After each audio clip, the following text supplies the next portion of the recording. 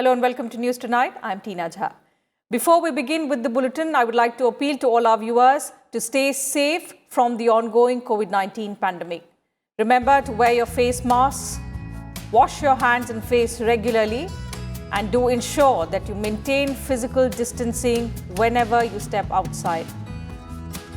Remember, we are still in the midst of the pandemic, and these simple precautions are all that it takes on our part to defeat it.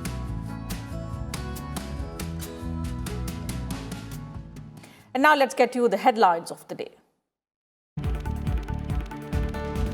India and America resolve to realize full extent of comprehensive global strategic partnership, decide to pursue joint strategy for open and inclusive Indo-Pacific region.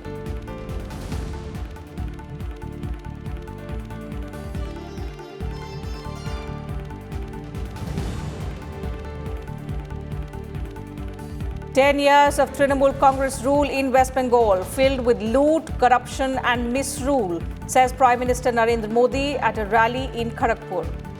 Chief Minister Mamata Banerjee termed central policies anti-state.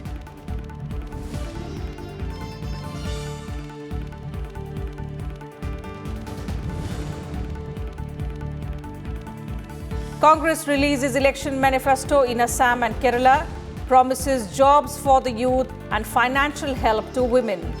Also pledges to take care of interests of all classes.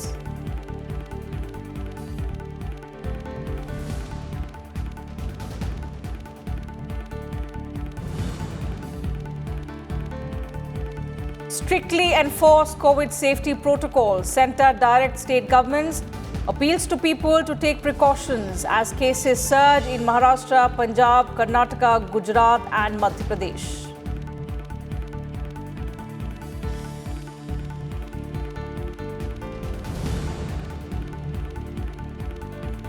Improving people's lives is the test of good governance, says Vice President M. Venkaiah Naidu.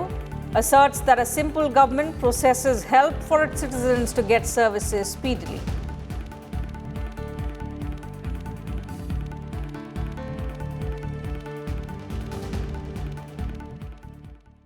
First, all the news and views from the poll-bound states.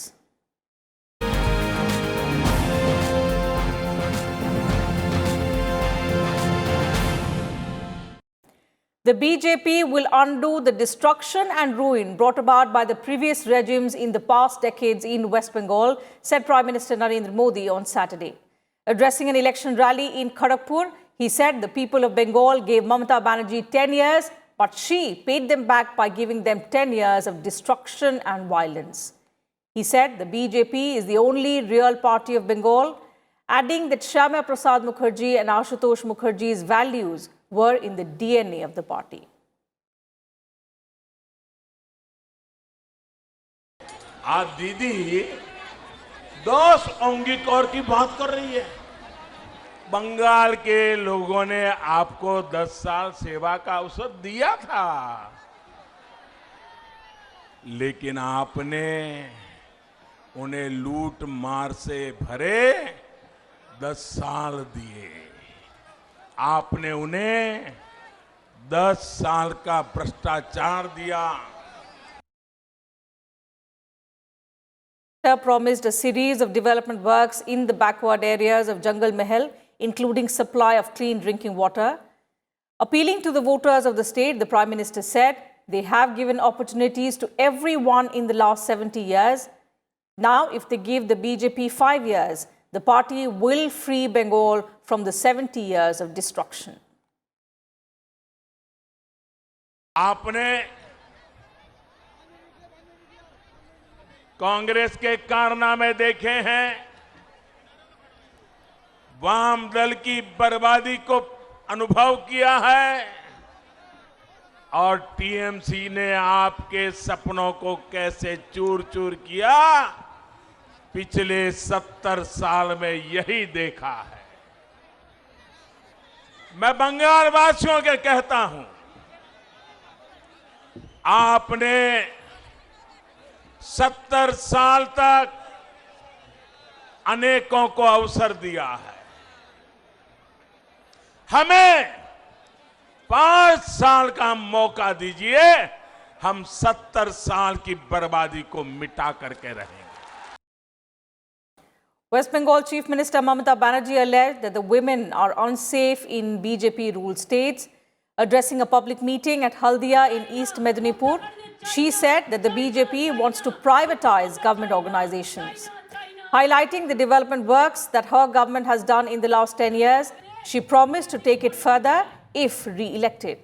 Mamata Banerjee also promised to ensure peace and development in the state.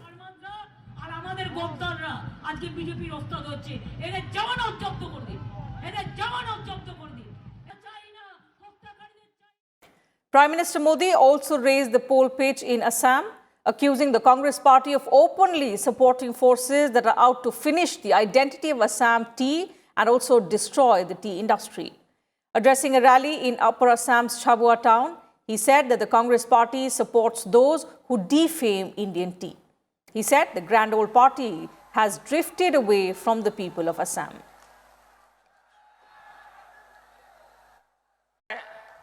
आपने भी एक tool kit की चर्चा सुनी होगी। इस tool kit में असम की चाय और हमारे ऋषि मुनियों ने दिया हुआ योग, इसको पूरी दुनिया में बदनाम करने के लिए प्लान तैयार किया गया है। टूल किट बनाने वाले चाहते हैं कि हमारे चाय बागानों को भारी नुकसान उठाना पड़े। ऐसी साजिश रचने वालों को कांग्रेस पार्टी सपोर्ट करे और ऐसी कांग्रेस पार्टी असम में वोट मांगने की हिम्मत करे। भाइयों बहनों, क्या कांग्रेस को हम माफ कर सकते हैं क्या? The Prime Minister said the Congress party has joined hands with parties that are a danger to Assam's culture and heritage. He added that the development of every region of Assam is a priority for the BJP government and that the party is committed to ensuring the protection of Assam's culture and heritage. Assam के नौजवानों को नए अवसर देने के लिए, असम में उद्योगों के लिए बेहतर माहौल बनाने के लिए, असम की महिलाओं को और सशक्त करने के लिए, असम के किसानों की आय बढ़ाने के लिए हमारी सरकार निरंतर काम कर रही है। Congress leader Rahul Gandhi also campaigned for his party in Assam. He interacted with employees at the IOC refinery in Tinsukia. During the interaction, Rahul Gandhi criticized the policies of the central government. He assured to protect the culture, language and identity of the people of Assam. The Congress leader also addressed public meetings in Jorhat and Gopur.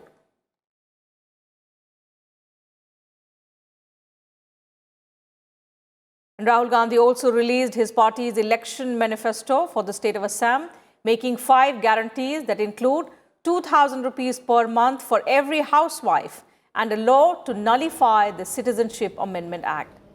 Releasing the document in Guwahati, Rahul Gandhi claimed that this manifesto would protect the culture, language and identity of the people of Assam. In its manifesto, the Congress party has promised 5 lakh government jobs and 200 units of free electricity per month for all. Besides, hiking the minimum wages of tea garden workers to 365 rupees.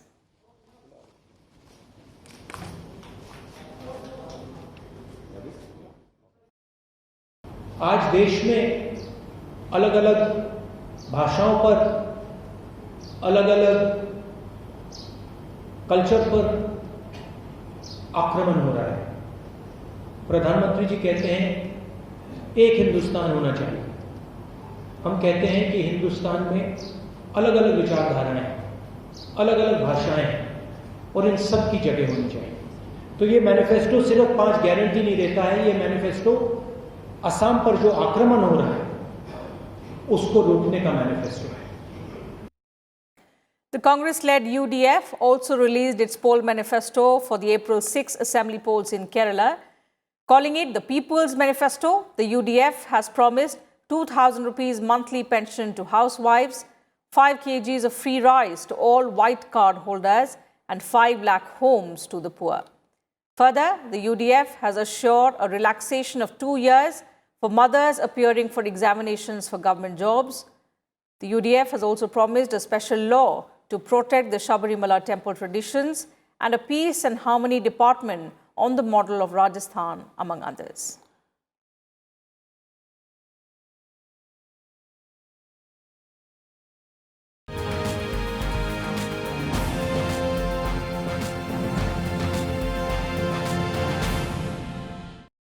And time for a short break here. More news and updates will continue on the other side. Do stay with us.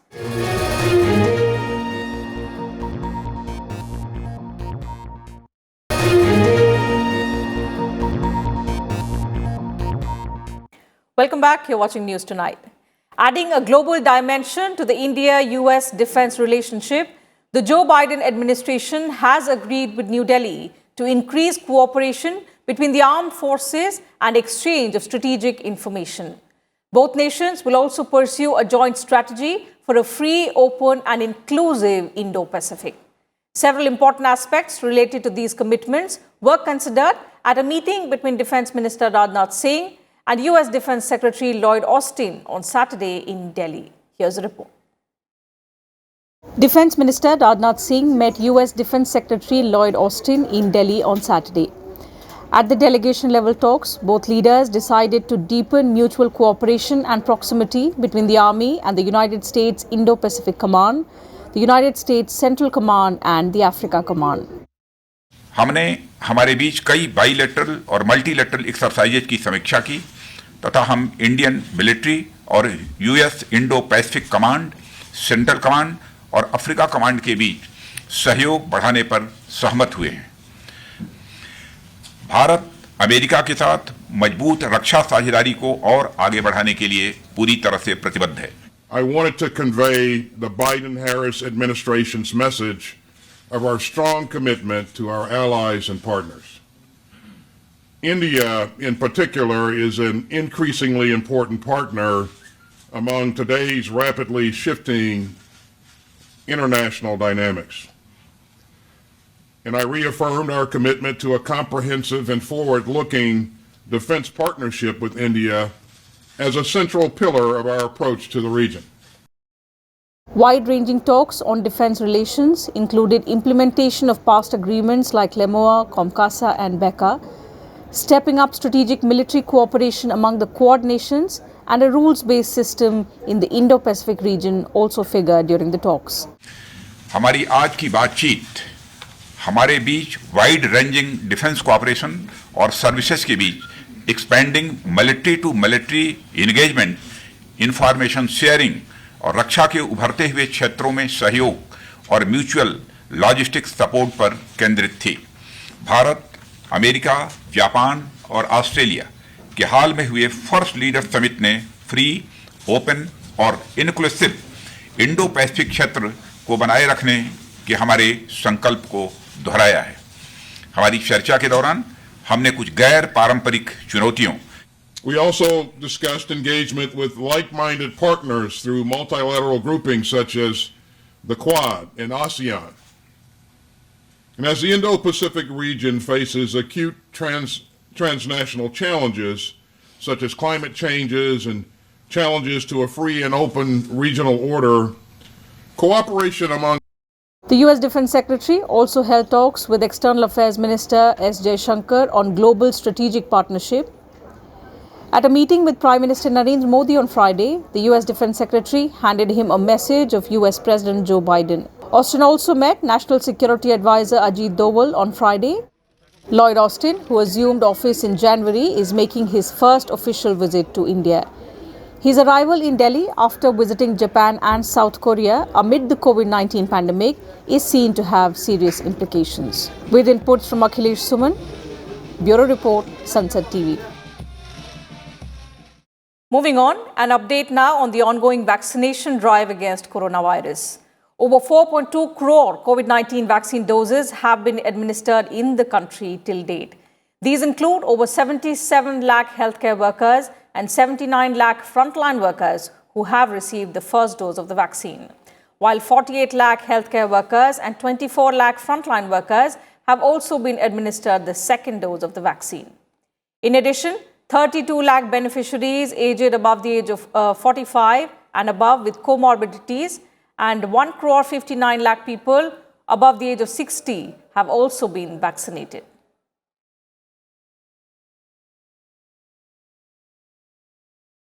Meanwhile, India's active case load has reached 2,88,000, comprising 2.50% of the total positive cases. 40,953 new cases were reported just in the past 24 hours, taking the national tally to over 1.15 crore. 188 deaths were also reported in the same period, bringing the national death toll to 1,59,558. This is since the outbreak began last year. COVID-19 recoveries have crossed 1.11 crore, with 23,653 recoveries in the last 24 hours. The national recovery rate has come down to 96.12%. 10,60,000 samples were tested on Friday. And with this, India has tested over 23 crore samples of COVID-19 so far.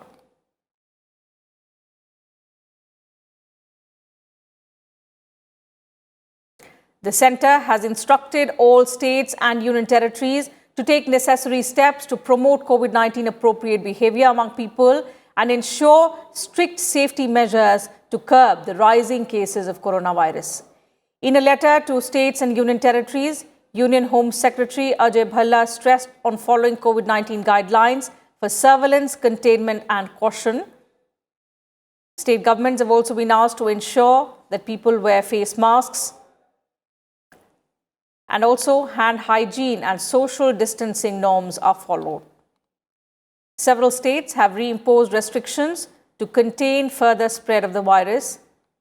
On Saturday, Tamil Nadu ordered closure of schools for classes 9, 10 and 11, beginning the 22nd of March until further orders.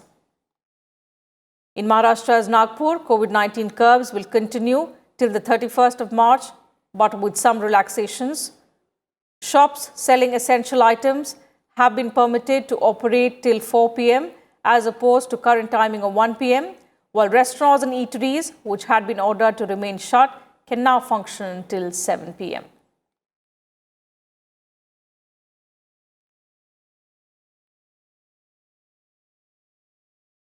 Madhya Pradesh is imposing lockdown in Indore, Bhopal and Jabalpur on Sundays. Besides, schools and colleges have also been closed down in these cities until the 31st of March. However, all examinations have been allowed as per predetermined schedule.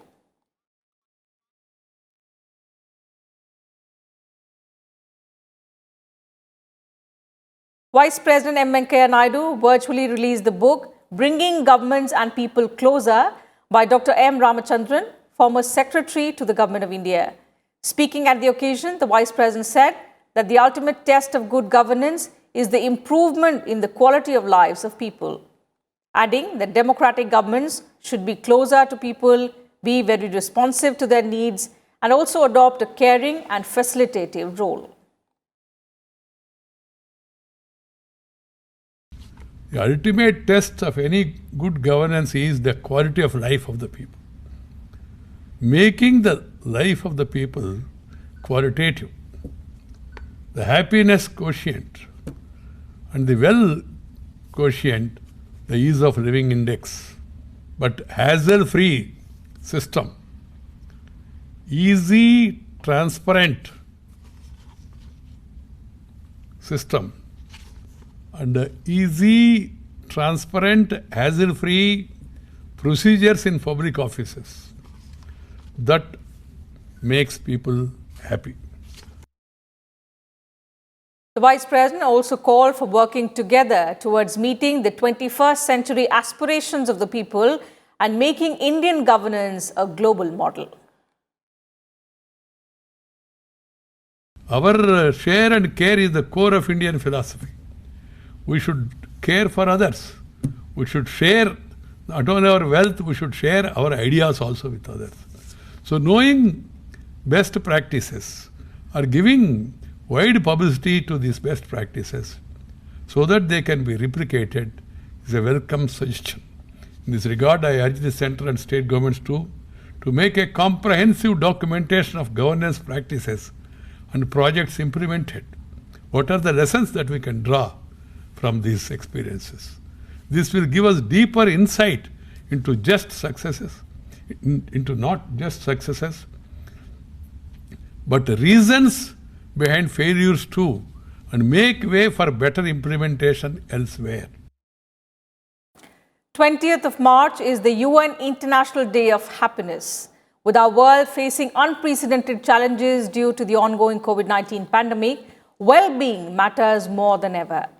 Vice President M. Venkaiah Naidu has urged everyone to let go of their negative emotions. He said that having a positive attitude, spiritual outlook, healthy lifestyle and a helpful nature can lead us all to a happy life. He also called upon the policymakers to accord importance to the psychology of happiness and schools to inculcate happiness curriculum.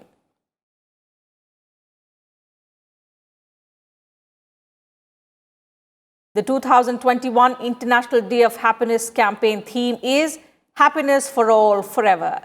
It is a call on people, nations and societies to advance into a totally new economic and human development system which ensures the happiness, well-being, health, safety, prosperity, freedom and flourishing of all kinds of life on earth.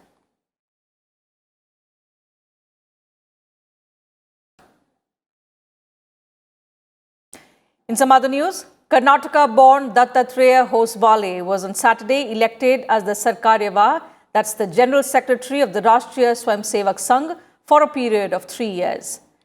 Dattatreya Hosbale was Seh Sarkaryava, or the Joint General Secretary of the RSS, since 2009.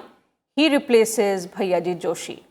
The election took place at the 2-day annual meeting of the Akhil Bharatiya Pratinidhi Sabha, the Sangh's highest decision-making body that began in Bengaluru on Friday. Dattatreya Hosbale joined the RSS in 1968. He was imprisoned for over a year under the Maintenance of Internal Security Act during the emergency. He was also actively associated with the JP Andolan in 1975 and was a full-time worker of the ABVP.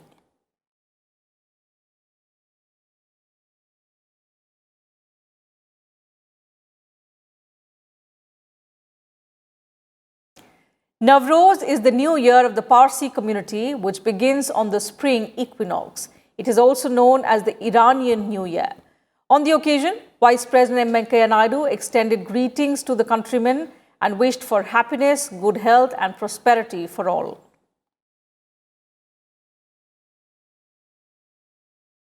Prime Minister Narendra Modi prayed for a year filled with happiness, wonderful health and prosperity for everyone.